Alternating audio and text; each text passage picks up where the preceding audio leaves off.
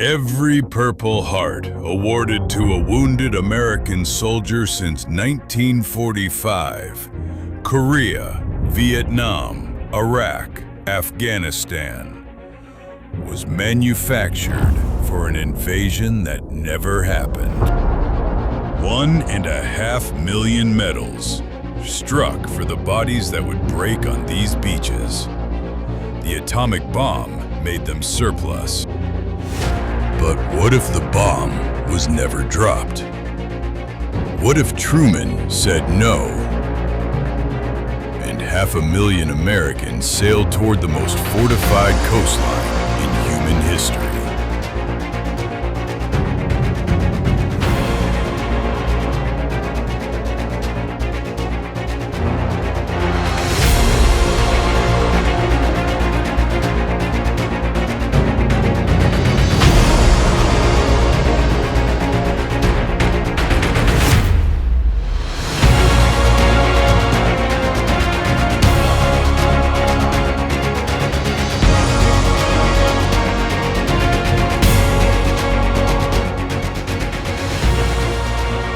June 11th, 1945, 7 weeks before the Trinity test lit up the New Mexico desert, a group of scientists at the University of Chicago finished writing a document that would be ignored and that could have rewritten the 20th century. The Frank Report, named for Nobel laureate James Frank and largely written by physicist Eugene Rabinowitz.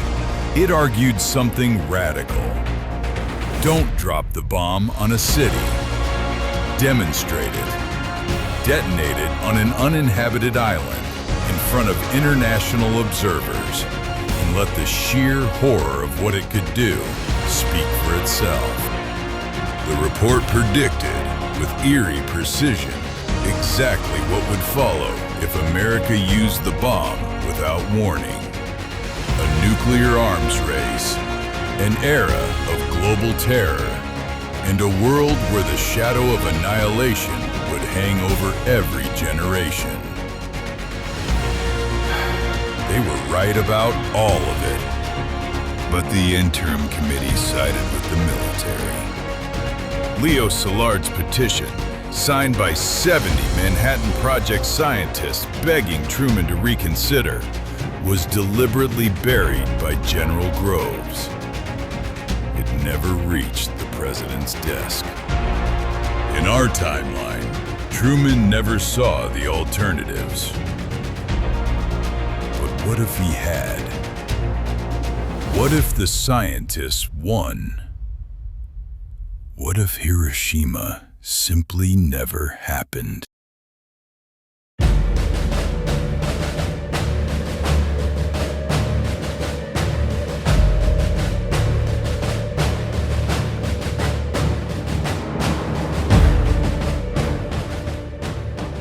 Without the bomb, the war does not end in August. America launches the largest amphibious assault ever attempted. Larger than Normandy. Larger than anything before or since.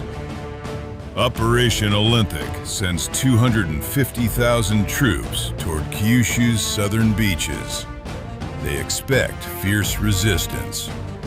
What they don't know is that Japanese intelligence has predicted every single landing zone. The defenders are waiting.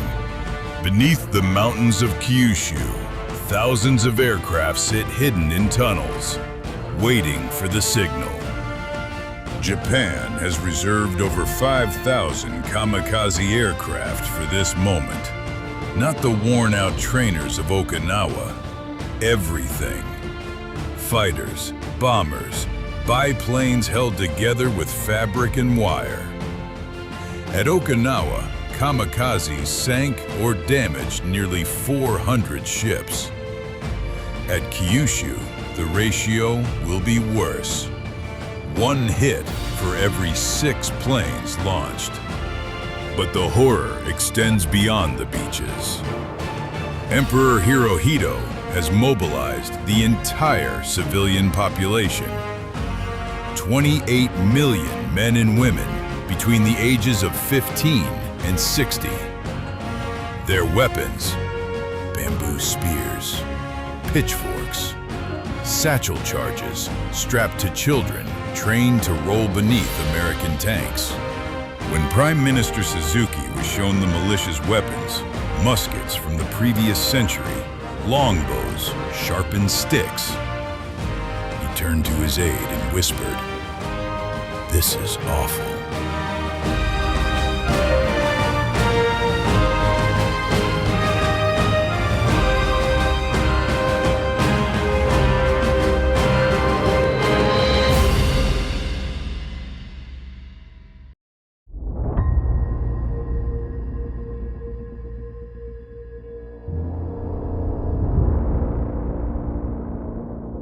On August 9th, 1945, the same day the real Nagasaki was bombed, 1.5 million Soviet troops invaded Manchuria.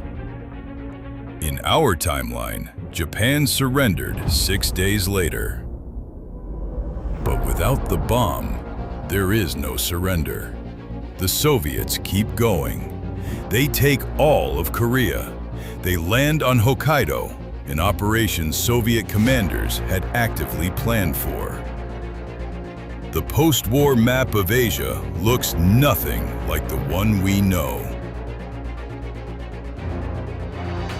But here's where it gets truly unsettling. Consider the nuclear question. In our timeline, the world saw what an atomic bomb does. The photographs from Hiroshima burned themselves into human consciousness. They created what historians call the nuclear taboo, a visceral understanding that these weapons must never be used again. That taboo has held for 80 years. It is arguably the reason you are alive right now. Without Hiroshima, there are no photographs of shadows burned into concrete. No hibakusha survivors telling the world what nuclear fire does to human flesh. The bomb remains an abstraction, a theory. The Soviets still build their bomb by 49, but neither superpower has witnessed the weapon's true face. And theoretical weapons are far easier to use. When the Korean War erupts, and in this timeline, it erupts across a fully Soviet-controlled peninsula, the conversation in Washington isn't whether to use nuclear weapons, it's how many. General MacArthur requested 26 atomic bombs. He was denied, because the memory of Hiroshima made that request monstrous.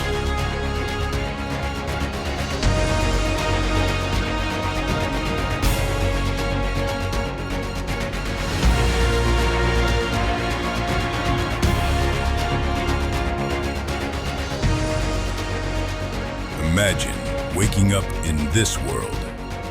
The year is 2026. You check the news. Japan divided. Tokyo fought over block by block in the spring of '46. Korea, a single country but communist. The domino theory that American strategists feared? In this world, it played out. And the nuclear landscape is unrecognizable.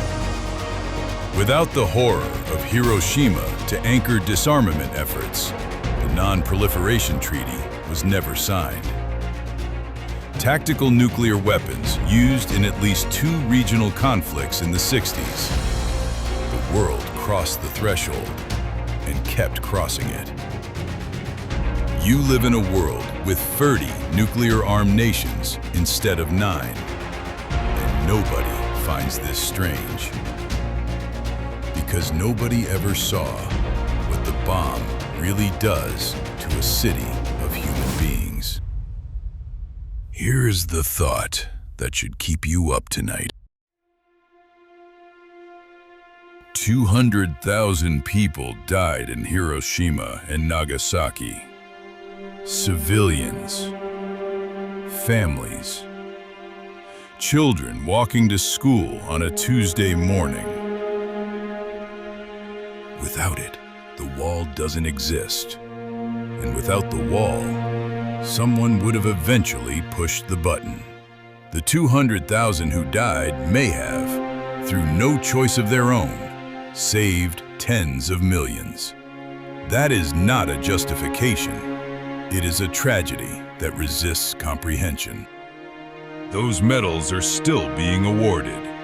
Soldiers wounded in Iraq and Afghanistan have received Purple Hearts stamped from the same metal in the same factory as the ones manufactured for the beaches of Kyushu in 1945. They were made for a war that never came, for wounds that were never inflicted, for an invasion that was canceled because of a flash of light over a city that, in one terrible instant, showed humanity exactly what it was capable of. We live in the world that came after, the one shaped by that flash. Whether it's better than the alternative is a question that has no clean answer. Only the knowledge that history turns on single moments, single decisions, single documents that were filed away and never read. This is The Other Timeline, where we explore the paths not taken.